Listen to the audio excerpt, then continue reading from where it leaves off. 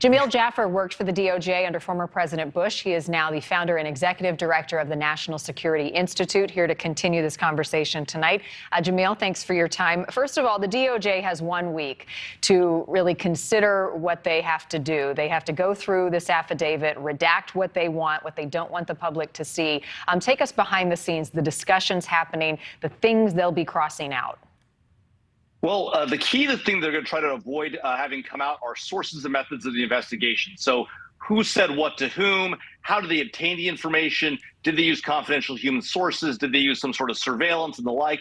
They're going to try and protect the investigation itself and prevent anybody from being pressured into doing something down the road.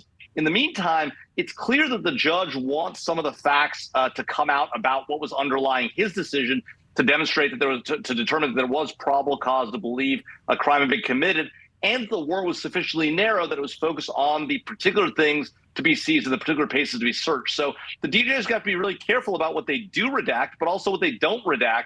I think Brian's right to be concerned that eventually when it comes out, it may be a lot of blacked out stuff. But if DOJ are playing the smart, they try to reveal as much as possible while protecting sources and methods. Well, I'm not an attorney, but help me understand why, if the judge has certain things he thinks should be made public, why that's not just a conversation with the DOJ, let's make this public, rather than put it on them to make those choices and give them a week to do so.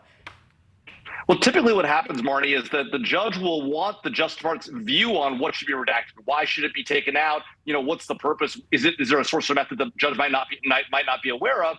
And then the Justice Department, there can be some back and forth with the court about what should be redacted and what isn't. And ultimately, the judge will make a determination about what can and can't be released. But he doesn't want the DOJ's view on what it thinks can be released without harming national security.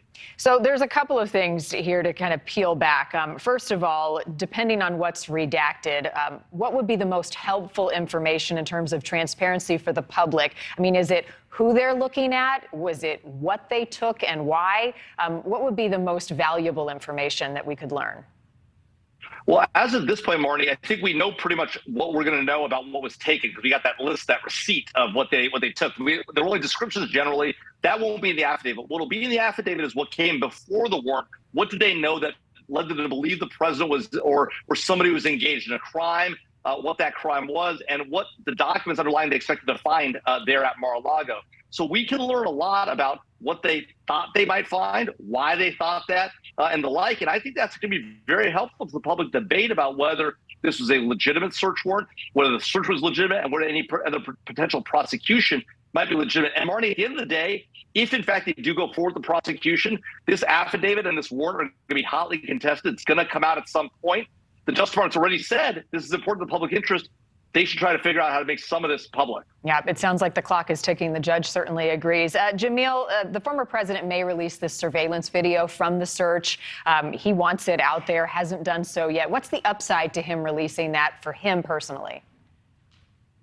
Well, I think for him personally, it strengthens his argument that this was, a raid. You're going to see FBI agents in jackets, with the logos on the back, coming in, rifling through his stuff. And he wants to make the point that, look, these people were in my house, my personal residence, a former president of the United States, and they're just going through my stuff, willy-nilly. Of course, they did have a federal warrant from a federal judge. But his point is this was an unfair treatment and it shouldn't have been done to a former president. It's demeaning, and that's what he wants to get out of it. Right. And there's also risk that it shows them doing their job, right? So it could backfire. Right.